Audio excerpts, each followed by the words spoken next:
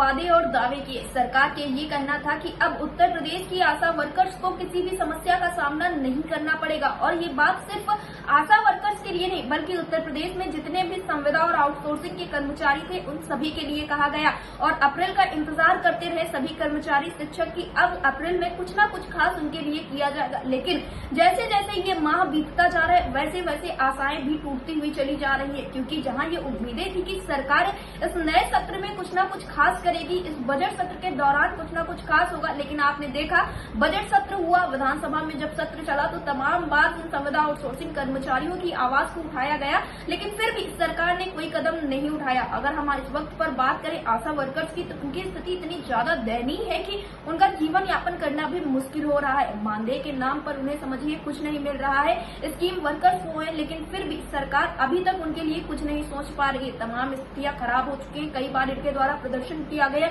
न जाने कितनी बार ज्ञापन पत्र सौंपे गए, लेकिन फिर भी सरकार के ऊपर कोई फर्क नहीं पड़ा। सरकार बस अपने हिसाब से काम करती रही और आशा वर्कर्स के लिए कोई कदम नहीं उठाया गया। लंबे समय से आशा वर्कर्स ने तमाम बार आंदोलन किए अपनी मांगों को लेकर, जैसे कि उन्हें राज्य कर्मचारी का दर्जा दिया जाए, उन्हें एक नियमित मानदेय दिया जाए, उनके मानदेय में वृद्धि की जाए, इस तरह की तमाम मांगे उनकी रही, लेकिन फिर भी सरकार ने इनको लेकर कोई कदम नहीं उठाया। और इस वक्त पर यहाँ पर काफी ज्यादा नाराजगी व्याप्त है इन आशा वर्कर्स के बीच में, और इनका यही कहना है कि अब सरकार कोई न कोई कदम उठा रहे, नहीं तो ये आशा वर्कर्स कोई ऐसा कदम उठाने के लिए बाध्य होंगे कि ये 2025 एक ऐतिहासिक साल बन जाएगा और देश और प्रदेश के लिए एक बहुत बड़ा सवाल भी खड़ा हो जाएगा। फिलहाल इस विषय में जानकारी देते हुए आशा वर्कर सीमा ने क्या कुछ कहा है, आप भी सुनिए। सीमा जी, आपका हमारे चैनल अटल टीवी पे बहुत बहुत स्वागत है। जी धन्यवाद। सीमा जी, जिस तरह से देखने को मिल रहा है कि सरकार की तरफ से आशा वर्कर्स के लिए तमाम सारे वादे किए गए और कहा गया कि आप लोगों को काफ़ी सारी सौगातें दी जाएंगी, लेकिन वक्त बीतता गया और ये बातें महज बातें ही रह गई। ये बातें अखबारों तक और खबरों तक ही सीमित रह गई, ना कि धरातल पर लागू हुई, जिस वजह से लगातार आप लोगों को समस्याओं का सामना करना पड़ रहा है। जैसा कि मानदेय वृद्धि की बात की जाए तो लगातार आप लोगों का यही कहना है कि आपके मानदेय में वृद्धि की जाए, क्योंकि इतने अल्प मानदेय में जीवन यापन करना काफ़ी ज़्यादा मुश्किल सा होता हुआ चला जा रहा है। और इसी के साथ जहाँ आप लोगों की नौकरी करने का समय सिर्फ 6 घंटे सरकार की तरफ से और ज़्यादा काम लिया जाता है और अन्य विभागों के भी लगातार काम करवाए गए, ऐसी खबरें निकलकर सामने है, तो इस बात में कितनी सच्चाई है? ये पूरा सत्य है और ये पूरा देश जानता है कि आशा वर्कर बहुत ज्यादा परेशान है जी। और हम लोगों को सिर्फ टीकाकरण और गर्भवती महिलाओं को जो है डिलीवरी तक अस्पताल तक ले जाने की बात हुई थी जी। और ये भर्ती के बाद तमाम सारे काम हम लोगों पे थोप दिए गए हैं जी। हम लोग 24 घंटे फील्ड में लीन रहते हैं, यहाँ तक हम अपने बच्चों का ध्यान नहीं दे पाते हैं। अपना खुद की हमारी सेहत खराब है और अधिकांश आशाओं की सेहत इसके चलते खराब है और कोई धरातल पे लागू नहीं, कोई वेतन की बात नहीं, कुछ नहीं, सब लोग तराह ही मची हुई है जी। हम जितनी सरकार की निंदा करी कम है जी। यानी कि सीमा जी, जो सरकार की तरफ से वादे किए गए वो धरातल पर लागू नहीं हो पाए हैं और आप लोगों ने जो एक लंबा प्रदर्शन किया, तमाम बार ज्ञापन पत्र भी सौंपे, उसका भी कोई अर्थ नहीं निकल पाया अभी तक।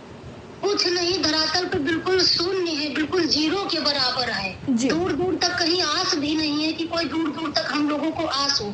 अभी तक था कि अप्रैल में कुछ होगा, कुछ बढ़ेगा, कुछ करेंगे, लेकिन अब जैसे जैसे अप्रैल बीतता जा रहा है उसका भी मनोबल हम लोग का एकदम जीरो होता चला जा रहा है, कुछ नहीं। जी सीमा जी, मैं आपसे जानना चाहूंगी, आप लोग अपनी किन किन मांगों को लेकर सरकार के सामने आवाज उठा रही हैं?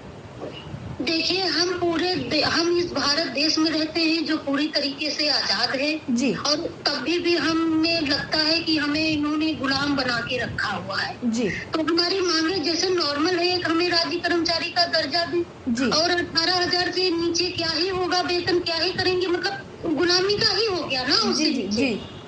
और हमें कम से कम 4 अवकाश थे, मातृ अवकाश थे और हम जहाँ हॉस्पिटल में जाते हैं वहाँ हमारे बैठने की सुविधाएं हो और काम का हमारे काम का जो काम अलग से ले रहे हैं उसका भी पैसा हो। जी बिल्कुल ठीक कहा आपने।